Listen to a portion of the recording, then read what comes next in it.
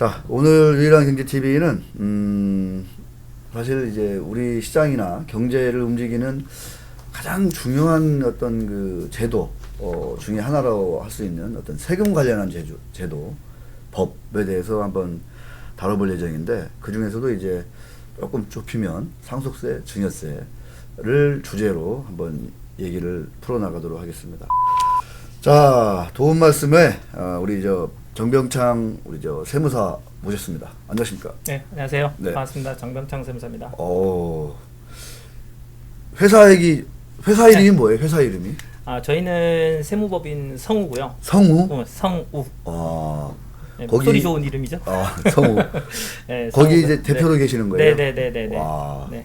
여기 그러면 세무사가 몇 분이나 있는 거예요? 지금 저희가 전국 지점으로 9개가 있고요. 지점으로 9개 구성되어 있고, 그리고 이제 저희 사무실 내에서는 지금 총 4명, 5명 있습니다. 현재까지 그렇게 구성되어 있습니다. 그러니까 프랜차이즈 네네, 그런 형태입니다. 회사네요, 그죠? 네네네. 그럼 여기는 이제 법인세, 그다음에 네네. 일반 개인 소득세, 네네. 뭐 여러 가지 다 하겠네요, 그죠? 그렇죠. 소득세랑 법인세, 세제, 그리고 이제 양도 상속이라든가 뭐 증여세, 과세 문제들, 그다음에 요즘에는 이슈가 많이 되는 게 이제 경영권 관련된 부분에 대한 그 비상장 주식이라든가 뭐 주식 이전 부분 있죠. 네, 그런 이야기들이 요즘에 많이 나오고 있죠. 이제 네. 절세로 가야 되니까. 네. 그러니까요. 네. 야, 이 비상장 회사들 경영권 관련된 세금 이런 것도 사실은 나중에 한번 다뤄보면 되게 재밌을 것 같아요. 그렇죠. 제일 이슈가 많이 되죠. 엄청나게 많잖아요. 그 네. 시장은 또 네. 얼마나 그렇죠. 비상회사들이 많아요.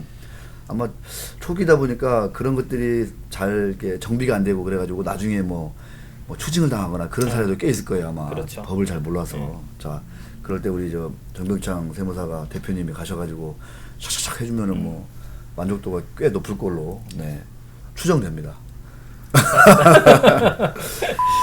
이 얘기 좀 잠깐 해볼게요. 지금 이제 코로나19 때문에 주식시장이 대폭락하고 또 이제 지금 뭐 크게 반등하는 와중에 2020년도 되면은 이제 대주주 주식 양도소득세 과세 대상 그 기준이 뭐 3억 원으로 이제 크게 10억에서 3억으로 그렇죠. 완화되잖아요. 네네네네. 이렇게 되면 이제 완화되는 게 아니라 강화되는 거죠. 강하죠. 예, 이렇게 되면은 이제 많은 분들이 이제 내가 대주주야? 이게 좋아할 일이 아니거든요. 이렇게 되는 건데, 제가 보니까 요새 이제 동학개미운동으로 삼성전자 뭐 엄청나게 지금 사고 있다 이런 얘기인데 5만 1,000원으로 기준으로 5,882주면 당신도 대주주가 되는 거예요. 그렇죠. 네, 맞습니다. 네. 이거 그래서 좀 완화해주자, 네네. 좀 유예하자 이런 얘기 나오는데 나오고 있습니다. 예, 현재 나오고 있습니다. 어때요? 업계에서는 이 관련해서는? 지금 현재까지 지금 우리가 이제 양도세 과세 기준 자체에서 세율 자체가 이제 20%를 적용받느냐, 네. 아니면 이제 25%를 적용받느냐, 또는 또는 1년 미만 보유하면 30%까지 세율이 올라가거든요. 단기. 그렇죠, 네. 단기면. 자, 그렇게 해서 이거는 이제 양도세 기준이에요. 우리가 이제 그 대주주라든가 또는 이제 주주들이 주식을 이전하는 방법이 이제 상속이나 증여 이런 것도 있지만 지금 주로 이제 아무래도 시세 차익을 올리거나 이렇게 하려면 양도를 이야기를 많이 하게 되는데 뭐 삼성전자 대주주 따로 있지 않습니까? 우리가 아는 분이 그죠? 그죠? 뭐 SK도 마찬가지고 전부 다 마찬가지고 우리가 아는 분들 다 계세요. 그분들 다 있는데 그럼 그 부분들만 대주주냐는 거죠. 그게 절대 아니라는 거죠. 그죠? 우리가 이제 대주주 기준을 따질 때 기본적으로 이제 소유 주식 지분 비율이라는 게 존재하고, 그죠? 그다음에 두 번째로 이제 우리 소유 투자 금액이죠. 소유 주식가액이 존재하는데 이 두 가지를 또는 기준으로 따집니다. 그래서 둘 중 하나의 요건만 충족을 해도 말 그대로 대주주가 될 수 있습니다. 그러니까 좀 전에 말씀하신 대로 진짜 삼성전자 주식 몇천 주만 가지고 있어도 바로 나는 대주주가 될 수 있다는 이야기예요. 그런 상황이 되고, 또 그 가액 자체가 우리 4%라는 주식 소유 비율은 그대로였는데 지금 이제 가액 기준이 떨어졌습니다. 그러니까 사실 주식 투자하는 분들 뭐 제 주변에 있는 그 직장인 봐도요. 거의 한 3억씩 투자하신 분들이 있어요. 그렇죠. 그러니까 처음에 한 1, 2억으로 시작을 했는데 좀 그죠, 시세 차익도 좀 많이 얻어가지고 한 4, 5억까지 계신 분들 봤는데, 그분들 중에 이제 그 한 회사 주식만 보유하고 있으면 자연스럽게 대주주가 됩니다. 그죠? 그렇게 되면 세율 단위가 이제 올라가게 되고, 원래는 우리가 상장 주식 양도하게 되면은 아무래도 그 양도세라는 게 없잖아요, 사실은. 그래서 그죠, 우리나라 없잖아요. 그래서 엄청난 혜택이라고 했는데 이제 자신도 모르는 사이에 대주주가 돼버려가지고 엄청난 양도세를 내야 되는 이제 그런 상황이 생겨버리죠. 말 그대로 주식거래에 이제 제한이 오게 될 것이고, 그렇게 주식거래 제한이 오게 되면 아무래도 주가에도 그죠, 큰 영향을 미치게 되는 아마 그런 상황이 될 겁니다.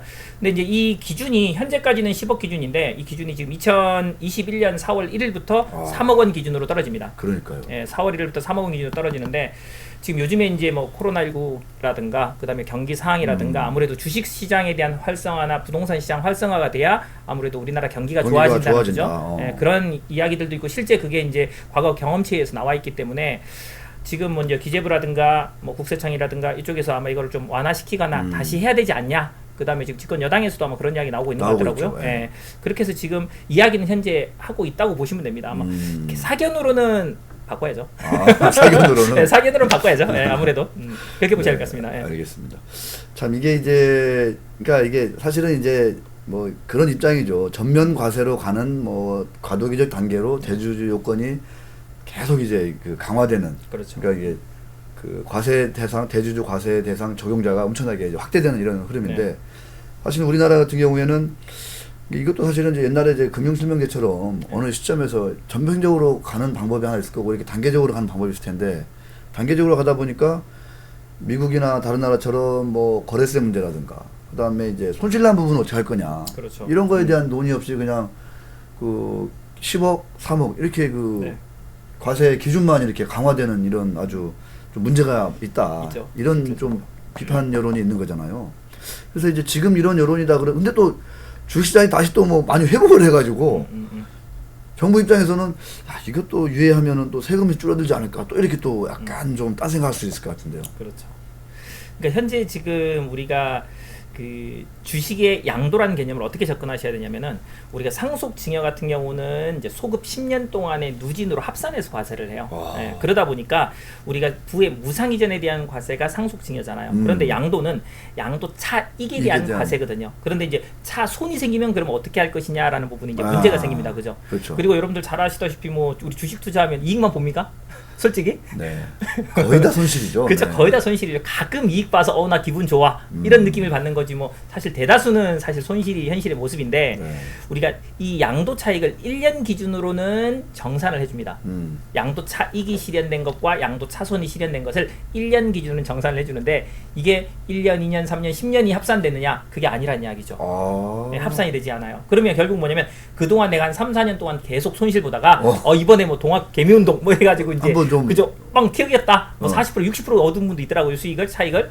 근데 그분들은 내셔야 됩니다. 세금을. 그런 상황이 생기는 거죠. 현재 상황이 생기면. 그죠. 그렇게 되다 보니까 이제 이걸 길게 누적이 안 되는구나. 그렇죠. 길게 누적이 안 되는 거죠. 길게 누적이 그 양도 차익이 계속 발생한 분들은 손실처럼 보이잖아요. 근데 우리 손실 쪽으로 이야기해서 뭐 그죠? 그만큼 이익 봅니까 솔직히? 그러니까요. 그죠? 그런 것들을 좀 잘 고려해가지고 지금 저 세제 부분에 대한 개편이라든가 이런 것들이 필요하지 않냐 싶습니다. 사실은. 네. 네, 오랜만에 좀 이렇게 그 병원에서 네. 지금 정상 근무하고 있는 강상구 PD도 네. 손실 얘기 나오니까 네. 네, 네, 끄덕끄덕 하고 있습니다. 손실 많이 보셨나봐요.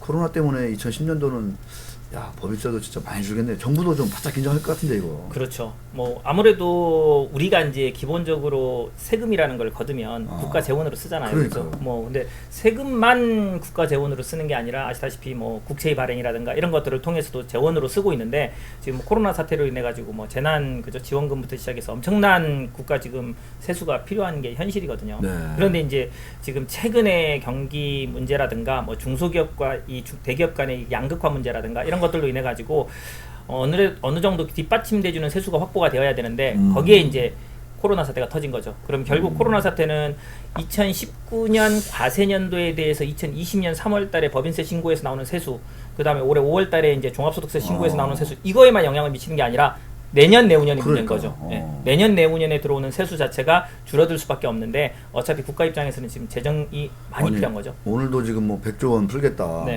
지원하겠다 뭐 이런 얘기 지금 발표한 것 같은데 네. 세수가 확 줄면 쓰는 거는 많죠. 세수는 줄고 지출은 많고 이게 완전히 정부의 어떤 적자 재정이나 이런 것들도 완전 빨간불이다.